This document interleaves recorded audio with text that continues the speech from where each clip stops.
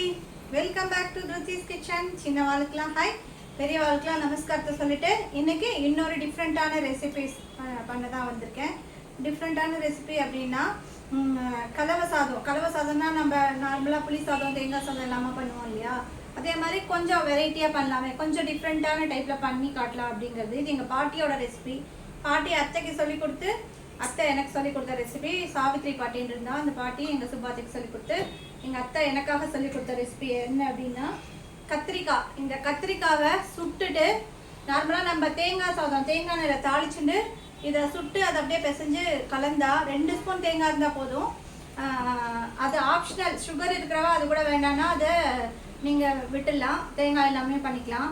So சுட்ட கத்திரிக்காயில் ஒரு தேங்காய் சாதம், தேங்காய் எண்ணெயில் தாளித்து கடலைப்பருப்பு உளுத்தம்பருப்பு பச்சை மிளகாய் எல்லாமே போட்டு வதக்கிட்டு இதை சுட்டதை பிசைஞ்சு அப்படியே வதக்கிட்டு சாதம் கலந்தா சூப்பராக தேங்காய் சாதம் டேஸ்ட்லேயே இருக்கும், கொஞ்சம் கூட அப்படியே மாறாது.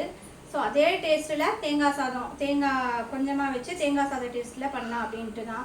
ரொம்பவே டேஸ்ட்டாக இருக்கும். பண்ணி பார்த்து நல்லா இருந்தது, சரி உங்களுக்கும் அதை ஷேர் பண்ணலாமே அப்படிங்கிறதுனால தான் சொல்லி கொடுக்கலாம் அப்படின்ட்டு. சுகர் பேஷண்ட்காராக தேங்காய் சாப்பிடாதவ நிறைய பேர் இருப்பா, தேங்காய் சாதம் நிறைய பேருக்கு ஃபேவரட்டாக இருக்கும் இல்லையா.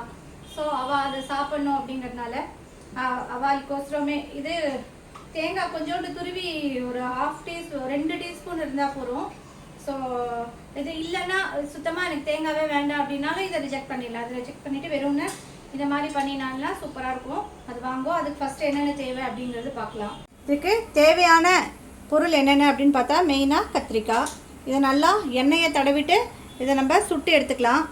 அதுக்கப்புறம் தாளிச்சுக்கிறதுக்கு கடலைப்பருப்பு உளுத்தம்பருப்பு ரெண்டுமே இதில் சேர்த்து வச்சுருக்கேன் பாருங்கள். கடலைப்பருப்பு உளுத்தம்பருப்பு வேர்க்கடலை பச்சை மிளகா காஞ்ச மிளகா தேங்காய் துருவினது 2 ஸ்பூனு கருவேப்பிலை. இது ஆப்ஷனல் சொல்லியிருக்கேன், போட்டுண்டா நல்லா எக்ஸ்ட்ரா டேஸ்ட்டாக இருக்கும், வேண்டாதவா ஸ்கிப் பண்ணிக்கோங்க. கருவேப்பிலை, அப்புறம் உப்பு பெருங்காயம் தேங்காய் எண்ணெய் மெயின். இவ்வளோ தான் இதுக்கு தேவையான பொருள். இப்போ இதை நம்ம ஃபஸ்ட்டு கத்திரிக்காயில் எண்ணெயை தடவி சுட்டுக்கலாம். பாருங்கோ, நல்லா கத்திரிக்காயில் எண்ணெயை தடவின்ட்டேன். இதை நம்ம அடுப்பில் வச்சு சுட்டுக்கலாம். நல்லா சுட்டால் நல்லா வந்துடும், தோல் எடுத்துன்னு வந்துடும். தோலை உடிச்சிட்டு அப்புறம் ஸ்மாஷ் பண்ணிக்கலாம். பாருங்கள், ஆன் பண்ணிவிட்டு என்கிட்ட இந்த மாதிரி ஒரு கம்பி இருக்குது, கம்பி இல்லாதவா ஃபோர்க்கில் கூட ஃபோர்க்லேயோ கத்திலேயோ பண்ணிவிட்டு நம்ம சுட்டு எடுத்துக்கலாம். நல்லா மேல் கீழே நல்லா சுட்டு எடுத்துட்டா ஃபாஸ்ட்டாக சுட்டுடும்.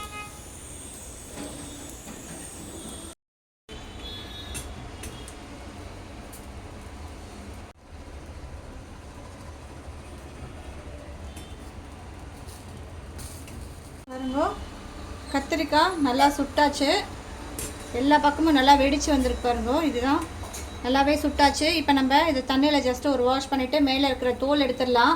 அதுக்குள்ளே ஃபஸ்ட்டு பூச்சி இருக்கான்னு செக் பண்ணிக்கலாம். நம்ம அடுப்பு ஆஃப் பண்ணிடுறது பாருங்கள், நல்லா வெடித்து எல்லா பக்கமும் நல்லா வெடித்து வெந்து போயிடுது பாருங்கள்.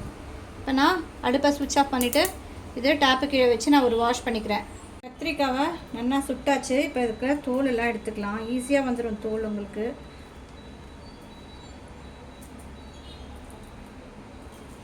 பாருங்க, இப்போ நான் தோல் ஃபுல்லாக எடுத்துகிட்டு உங்ககிட்ட காட்டுறேன். பாருங்க, சூப்பராக தோல் எடுத்துட்டாச்சு. இதுக்குள்ளே நம்ம இது இருக்கா பூச்சி இருக்கான்னு மெயினாக பார்த்துக்கணும்.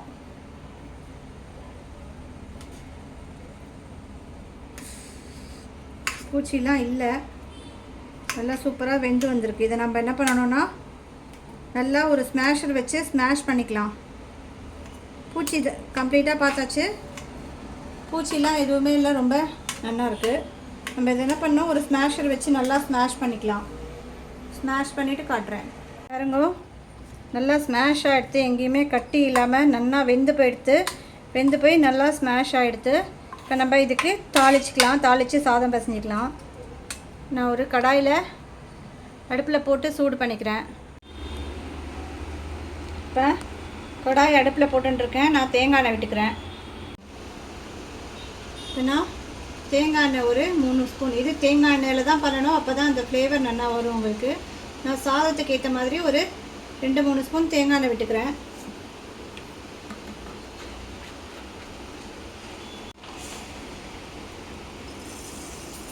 கடுகு,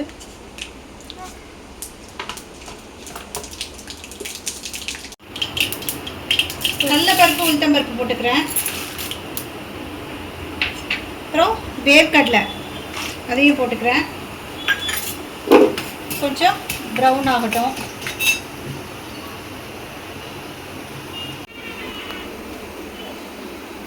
இப்போ பச்சை மிளகா காஞ்ச மிளகா போட்டுக்கிறேன். அப்புறம் கருவேப்பிலையும் போட்டுக்கிறேன். கொஞ்சம் பெருங்காயம், இது தேவையான அளவு பெருங்காயம் போட்டு வறுத்துக்கலாம் நல்லா. வதங்கியாச்சு. இப்போ இந்த ஸ்மாஷ் பண்ண கத்திரிக்காயையும் போட்டுக்கிறேன். இதில்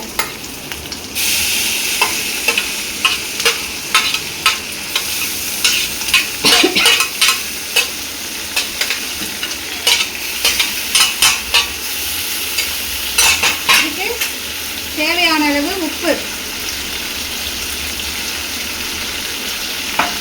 போட்டுன்னா எல்லாத்தையும் வதக்கிக்கலாம்.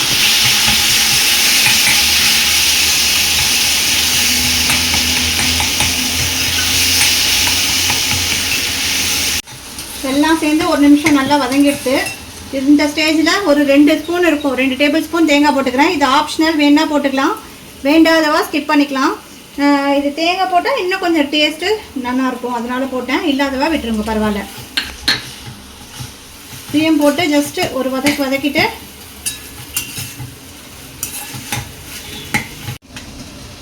இதில் நம்ம சாதத்தை போட்டு கலந்துக்கலாம். நான் இங்கே சாதம் எடுத்து வச்சுருக்கேன், வடித்த சாதம். ஸோ அதை கொஞ்சம் கொஞ்சமாக சேர்த்து வதக்கிக்கலாம். சாதம் ரொம்பவே டேஸ்ட்டாக இருக்கும். சில பேருக்கு ஸ்மோக்கி ஃப்ளேவர் ரொம்ப பிடிக்கும்.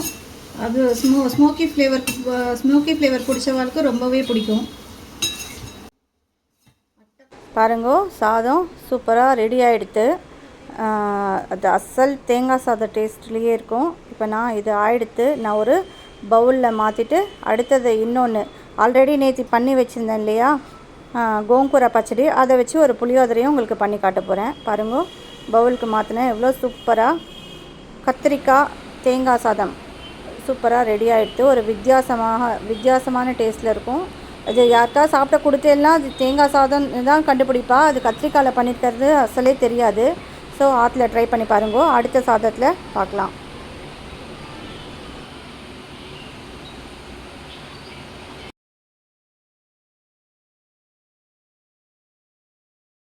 தேங்காய் சாதம் பண்ணிட்டேன் இல்லையா, அடுத்தது நான் கோங்கூரா வச்சு ஒரு புளியோதரை பண்ணுறேன்.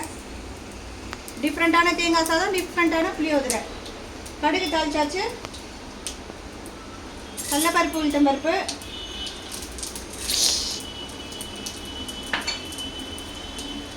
அப்புறம் பெருங்காயம்,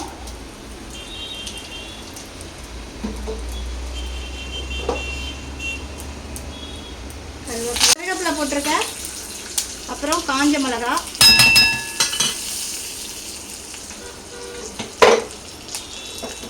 பெருங்காயம் போட்டுட்டேன் ஆல்ரெடி. கொஞ்சோண்டு மஞ்சப்பொடி,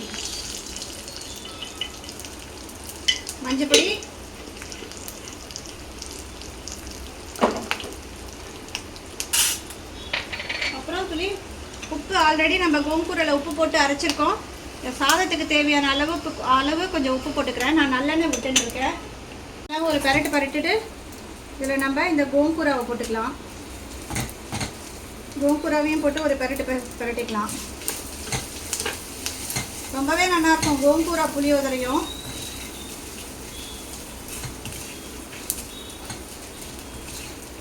இப்போ இதில் நம்ம சாதத்தை போட்டு கசிஞ்சிக்கலாம். அதில்